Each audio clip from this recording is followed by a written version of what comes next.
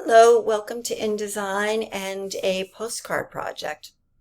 So to introduce you to the Adobe interface and to InDesign, I want to first make sure that you have downloaded the InDesign, Illustrator, and Photoshop programs that you're going to need, and you're going to want to be using the student account. So when you do that, follow all the descriptions of the steps clearly, precisely, and make sure that you do not accidentally upload the a personal version. You want to make sure that you use the educational account, and the little circle on the upper right hand corner should be blue. If it's orange, you want to make sure that you enable that and start over again, so you don't have a trial version. So now I'm going to create a new file, and here you can see the interface has a picas, which is a measurement used with publication. We're going to switch to inches, which is more familiar to you, and we're going to make a postcard that's 6 inches by 4¼ inches. It can be horizontal or vertical. Make sure facing pages is not clicked, and we'll talk about that in the future. You're going to have one page, one column, and then you see the margins here are 1/4 inch. If I unclick this, I can change one of the measurements to be different. If I click it again, it changes them all to be the same, so it will uniformly move them to the same. So 1/4 inch is a good size margin for something small like a postcard. And I'm going to say create. So here's my postcard. You see the white is the shape size of the postcard, and the pink line is my margin, and then the gray is where I can leave other things off the page if I want. I'm going to start with showing you the way Adobe organizes the pages very often.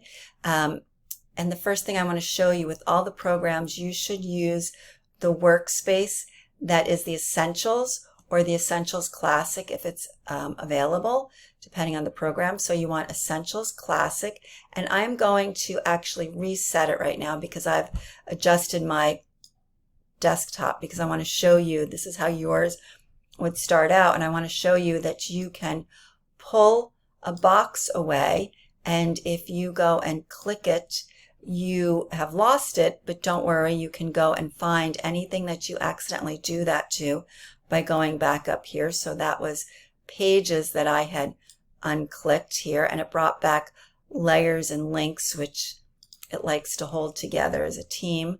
So I'm going to drag those over here, and I'm going to take this team here, and then I can take swatches, and I like swatches to be actually right within the colors there. So, but the thing that just happened was it moved everything over to the right, which is why I like to adjust things, because I have a small laptop. It gives me more workspace. So I know some students like to have boxes open all over the place, but I really recommend getting the habit of keeping things clear so you can really see the document that you're working on. I think it's better for the design. Okay, so the thing I am going to do now is take my text box, my T tool, and I'm going to click and drag, and you can let it go whenever you feel like it's a size you want, and notice the flashing icon right in there. So that's where I would put my text. So I'm going to type in my name, because this is a personal postcard. This is going to be something that should look like what you imagine your design style to be. So colors that resonate with you. If you like your type to be very clean and open and a lot of black and white and muted colors, you can go that way. If you like things that are more ornate, you can do that. So Minion Pro is the default. I am going to actually type some more text in here for a moment. I'm going to type my FIT email address, which you should have to keep in touch with me if you have any questions. I'm pretty good about checking my email quite regularly, fit.edu. And then we're going to go and say Fashion Institute of Technology. Now you can write whatever you want here. This is what I am going to need another T, the T there. Whatever you want to have. But I want to show you now that my text is 12 points and this 14.4 points, that changes the spacing in between my lines of text. If I go to these double arrows here, it creates more space. I can go directly here and pick a number as well. This typeface Minion Pro is the default. I'm not particularly a big fan of it. I am going to, these ones up on the top are the ones that I've used recently. If I scroll down, they're all alphabetical. I have some others turned on, which I will show you in the future how to turn on. For right now, don't stress, use something that's already there. There's plenty of nice typefaces like Avenir. I'm going to use right here, Avenir. It's a nice clean typeface. So notice it's got rounded shapes. It's got big round O's. Another one that's popular, I'm going to hit Command C to copy, which I said I wasn't going to do that because it cuts off, so I know Command C. It didn't cut off, thank goodness. Hit return. I'm so used to hitting command keys and then it shuts off, and I realize I've been talking and it stopped a while ago. I'm going to go to, let me pick Baskerville. So there, this is a serif typeface. Serif means it's got little feet. So the Avenir is a sans serif, meaning sans, no feet. This one has little feet. They're really not technically called feet. They're serifs. So this is a classic typeface. So you could pick something like that. Now I want to show you if I want to make my name bold, I could go up here and there's all these different versions that show up. So black is much thicker and heavy is really thick. With Baskerville, if I select this, it's got fewer choices. So each font has a different amount of choices. So with the Avenir, let me try one more in here to show some contrasts for you. So I'm going to hit return and paste, return and paste. Let me pick one that I know. I'm going to go to Mrs. Eves for a moment. And I will explain why I'm going to that in a moment. There's Mrs. Eves, and let me select Helvetica. And I can actually go in here and start typing Helvetica, and it shows up. And here it's showing all the different versions, but if I just go in and left it at Helvetica, then I could click and go to Roman book, whichever I want. So what I want to point out, this, let me copy this, cut this, and bring it up here, return and paste. So these two are similar because they're both sans serif typefaces. Actually, that's why they look so similar. This is still Avenir. It didn't stick. Helvetica. Okay, let me go into Helvetica, bold. Okay, so what I wanted to show you is the O's in Helvetica. See the way they're a little bit more elongated? It feels, this one, the Y curves a little at the bottom. This one's got more, it curves, but it's more less soft of a curve. There's little nuances that are different about different fonts. These two are quite similar, where you can see that Mrs. Eves and Baskerville are quite different. But so notice now Baskerville and Mrs. Eves are both 12/14. But yet Mrs. Eves looks a little bit smaller. And that has to do with the way text is measured. And so I would decide to use, maybe this is 12, but for if I'm using Baskerville, I probably would maybe use 11, or I could do 10, put my cursor in there and do 10.5 as well. And I may choose to play with that leading and add even more. Another thing that you may want to do, I'm going to copy and paste my name here, and then I am going to grab the address in a different font, copy, paste it, and dragging it a new text box and pasting in a new text box. And I'm going to move these off the page in case I decide I want to work with those later. So here's my name. It's good to keep your boxes a little bit tidy and kind of small. And this is my address here. I'm going to drag the box out so it all fits on there. And so the reason I wanted to do that is because sometimes, and I want to show you the W key. I'm going to hit W, and notice that it eliminated the lines. If I click on my screen here. Hi folks, I'm back again. I realized what happens is it's when I hit the W key that it shuts off, and that's a key that I very often need to hit. So this is going to be challenging, teaching you this without hitting my W key. So let me show you how I can move the separate text boxes around so that I can look at the way text looks without seeing those lines, okay? So for the duration of this project, I am going to not have my guidelines showing, because when I hit W, it freezes everything. Let me hit it again. Let me try it. It worked. Okay. I don't know what the difference was, but something I hit shut my screen off, and I have to stop talking about this. But at any rate, here we are. I am going to start showing you some shapes now. So I am going to move down here where the default would be the rectangular tool. But if you go to this little teeny tiny arrow, see the way lots of these tools have little arrows? That means that there are more tools hidden behind there. So if it takes a little while to get used to hovering in the right spot, but you sort of hold down your mouse on that. So I'm pressing down my mouse and it's showing up. I'm going to go to the ellipse tool, which makes a rounded ellipse tool shape.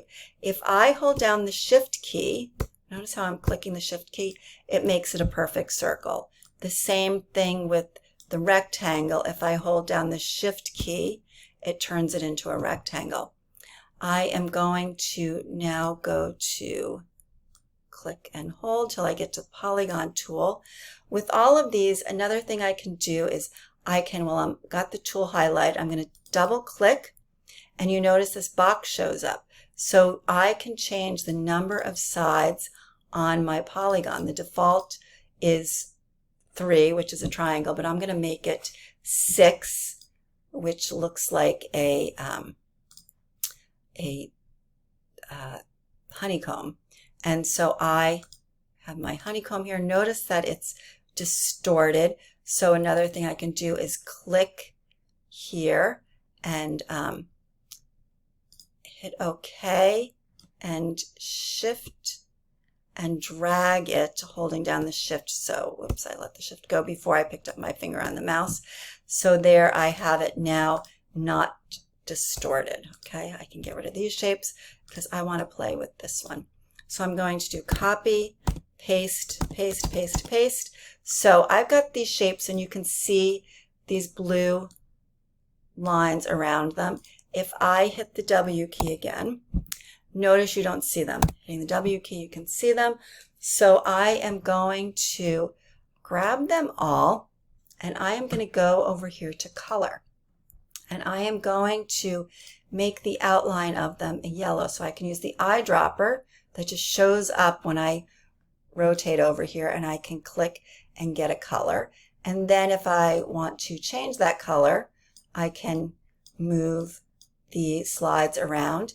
If you don't see color, if it's all black and white, you would go to the hamburger and you can reset it. If you open it up and it looks like this and you don't see the color slides, you can click these two little arrows here. These little arrows and this thing that I call the hamburger are two things that hold a lot of information. So I want you to make sure you know about those. So you can go in and adjust that color as you want. The other thing I'm going to do is I'm going to shut this box and I'm going to open my stroke. So these are all 1 point. I can change them to, say, 7 points. And then this one, what I want to do is I want to play with that and have it be filled instead. So notice there's this little tiny arrow here, a lot of tiny arrows. I'm going to click this and it toggles it so that it becomes the fill rather than the outline. So here I can click this, say I want my fill to be a bright yellow. So I can click this, which was the last color I used, and then I can pull back and play with changing it to a different color. And if I want this shape to look just like this, I love the eyedropper here. I can grab my eyedropper and grab that, and it will copy whatever's here. If I were to have text also, I grab that text, grab this eyedropper. It works to change text too, but I'm going to do Command Z and undo that. So I have these different shapes that I'm going to play with, stacking them around each other, and I'm going to move them around so that they are equidistant to each other. I could actually move them so that they touch each other, which I may want to do. But now notice what's happening here.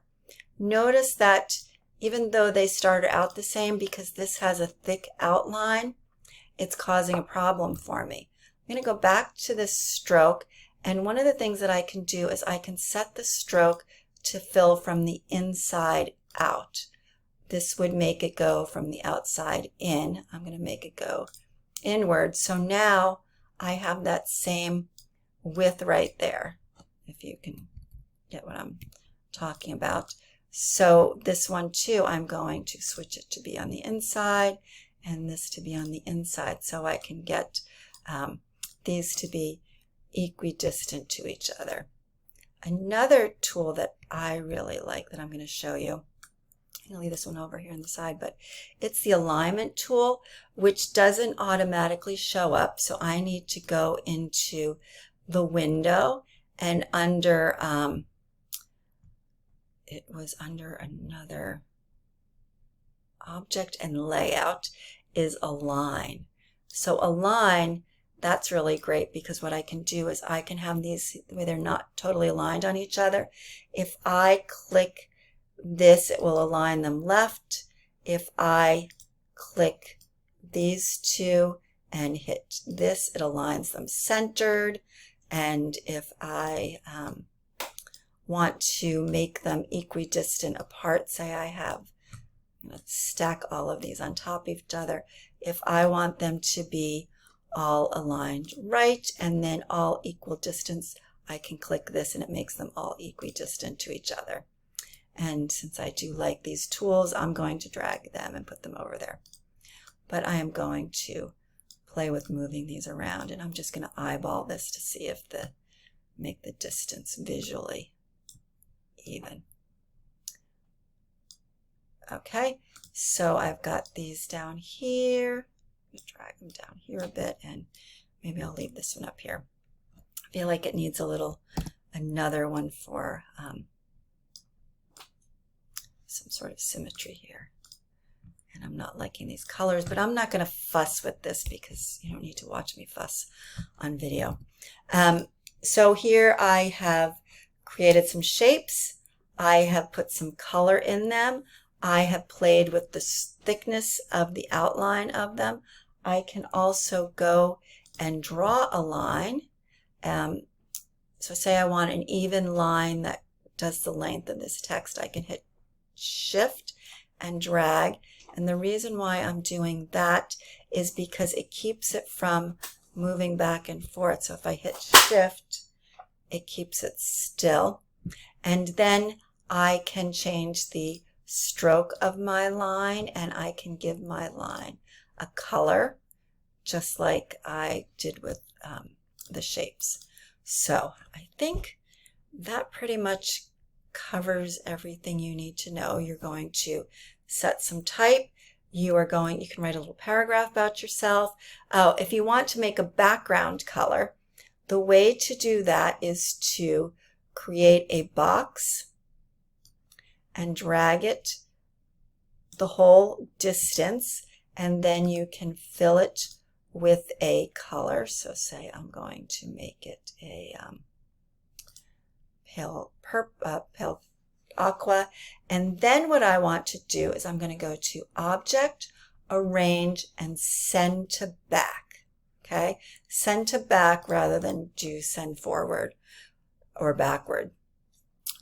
It's easier.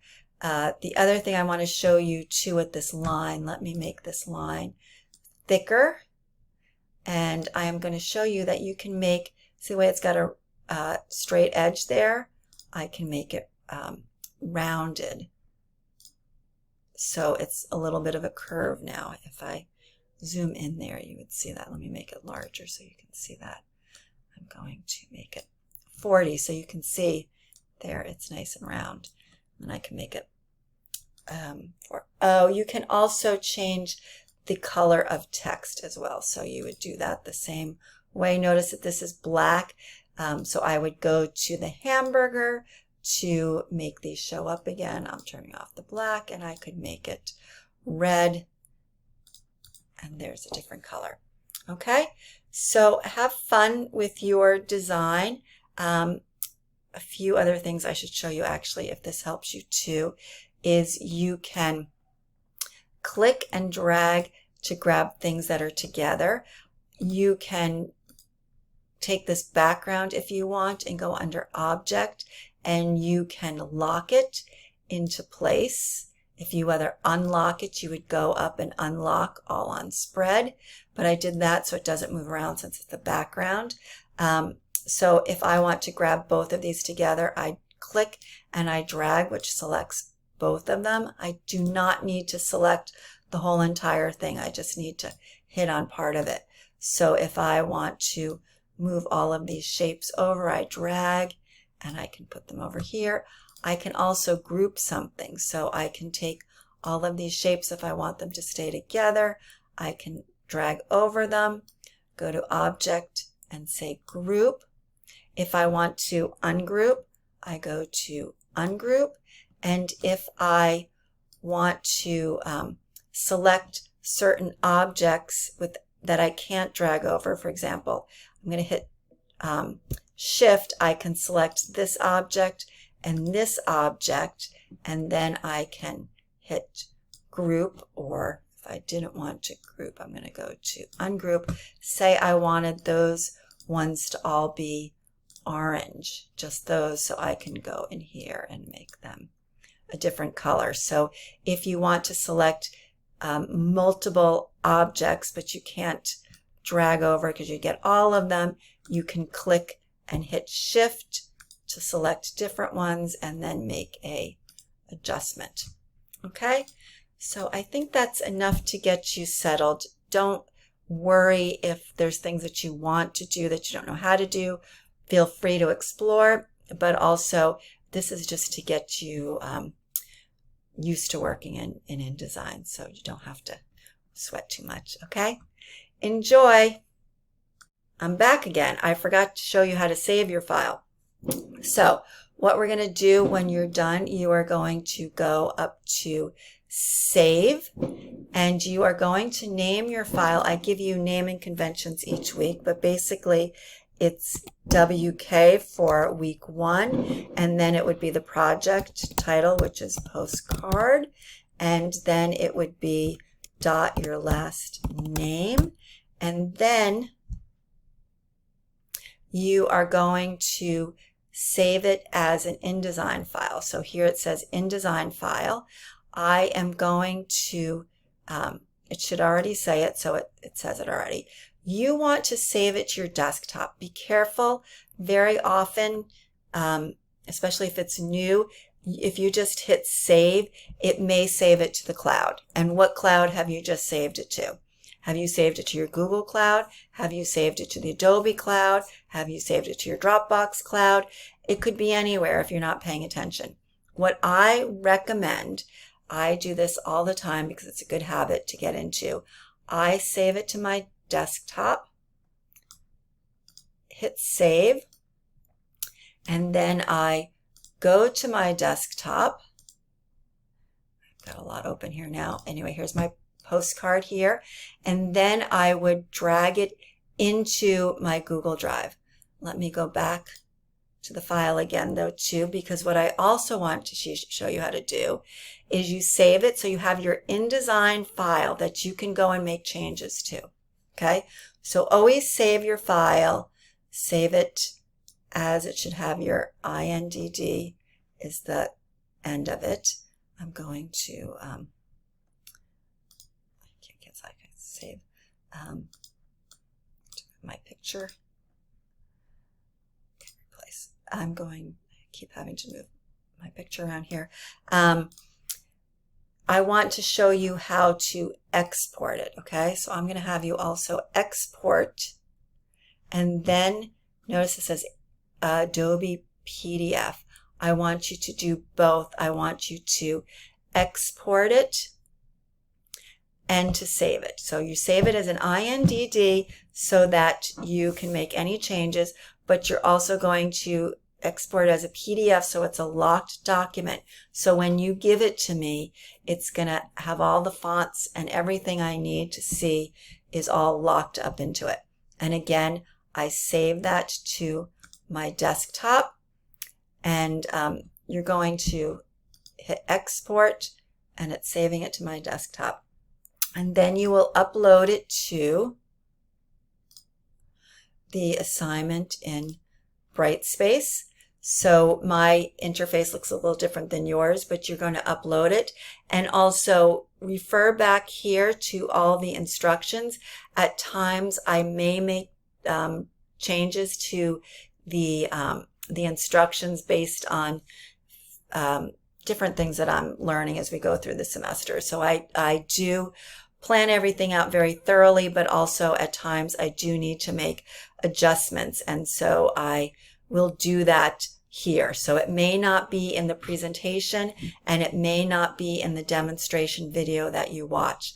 So always find the latest word, the most accurate, up-to-date instructions are in Brightspace, where you'll then be loading your work. Okay? You should be all set now. Good luck.